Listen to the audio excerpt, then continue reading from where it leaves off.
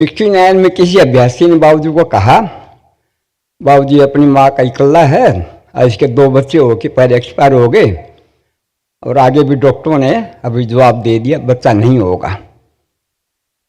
ठीक, मेरे को पता नहीं किसी ने कहा। दूसरे दिन बाबूजी मैं दोपहर टाइम हम 2 ही थे, तो बाबूजी मेरे को धीरे से बुला के बोले बेटा बहू का कोई फोटो है? मैंने कहा हाँ बाबूजी। तो बोले हमको दिखाना। मैं रात को आके फोटो लेके और दूसरे दिन ठीक उसी तरह दोपहर को बस हम 2 ही हैं, तो मैंने बाबूजी को फोटो दिखाई। फोटो देख के फिर बोले बेटा देखो अभी इनको बच्चा नहीं होगा, क्योंकि बच्चा दानी में बच्चा रोकने की कैपेसिटी खत्म हो चुकी है। तो मैंने कहा ठीक है, क्योंकि उस वक्त मेरे मन में तो यही था कि मालिक जाने, कोई मेरे को दुख सुख कुछ नहीं, ठीक है जैसा मालिक जाने, बात खत्म। फिर उसके 4-6 महीने बाद में, क्योंकि मेरा हरियाणा में मेरा जाना रहता था, क्योंकि शादियाँ 2-3 शादियाँ होती थी साल में, तो शादी अटेंड करके मैं शाहजहाँपुर जाता था। और 3 से ऐसे भी 1 बार 2 बार हम लोग दया भाई पटेलर हम साथ में आते थे, तो कई बार जाना होता था। तो शादी खत्म हुई, कल शादी खत्म हुई, आज जो है फिर मैंने तो अपना 2 दिन का कपड़ा छिदे में घाला।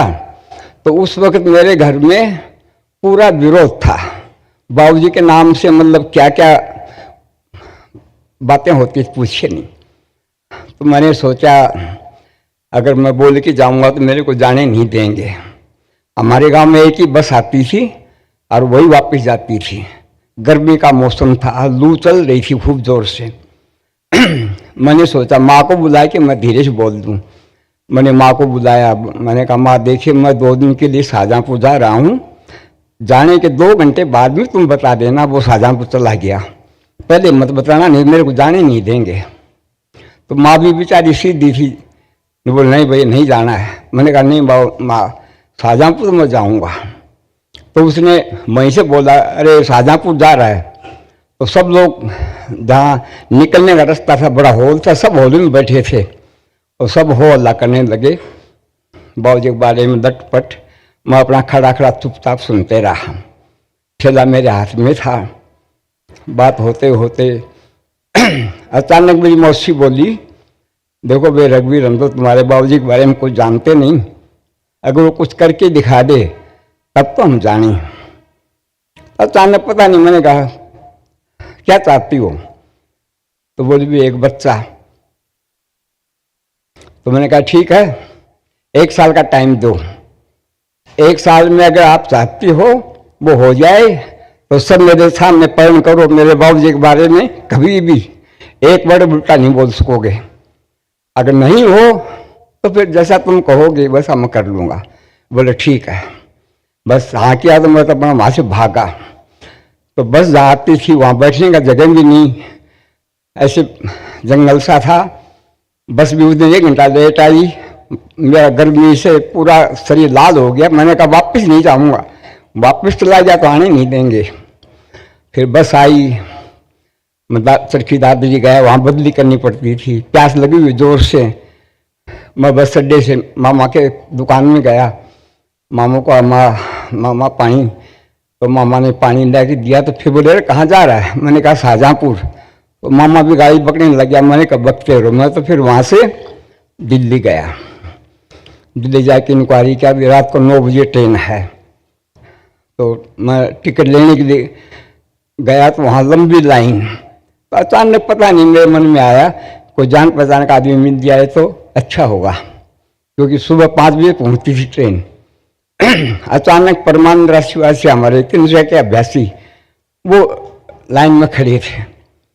मैं उसको देख के मैंने कहा तुम कहाँ जा रहा है? बोले मुरादाबाद। तो मैंने कहा शाहजहाँपुर से पहले है ना बाद में? बोले 1 घंटा पहले।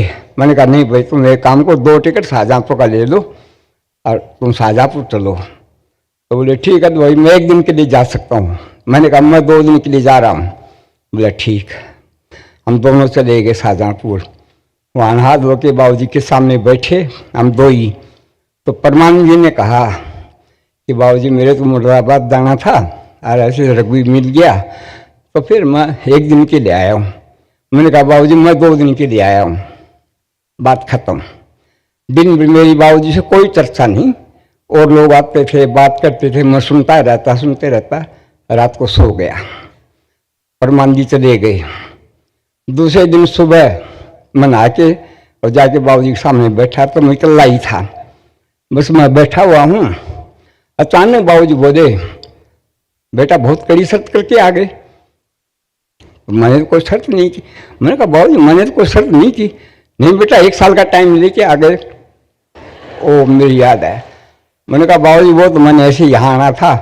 बोले नहीं भाई अब तो प्रेस्ट्री का सवाल है। मैंने कहा बाबूजी प्रेस्ट्री होगी, मेरे को कोई मतलब, मेरे को यहाँ आना था, मैं आ गया, मेरा काम हो गया। तो बोले नहीं भाई अल्लाह मियाँ से हम भी दुआ करेंगे तुम भी करो। तो मैंने मन में सोचा आप जाने बात खत्म।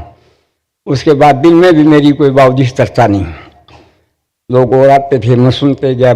बस होते होते शाम को 7 बजे बाबूजी फिर मेरे पास आए। बोले बेटा आज जाओगे ना दिल्ली में? हाँ बाबूजी। वो देखो ट्रेन का टाइम 11:30-12 बजे का है, रात को जाने में यहाँ ठीक नहीं है, तो तुम 8 बजे यहाँ से चला जाना, हम रिक्शा करवा देंगे। मैंने कहा ठीक है। तो तुम बोले 7 बजे खाना वाना खा के 8 बजे रेडी हो जाना। ठीक उसी ढंग से हो गया।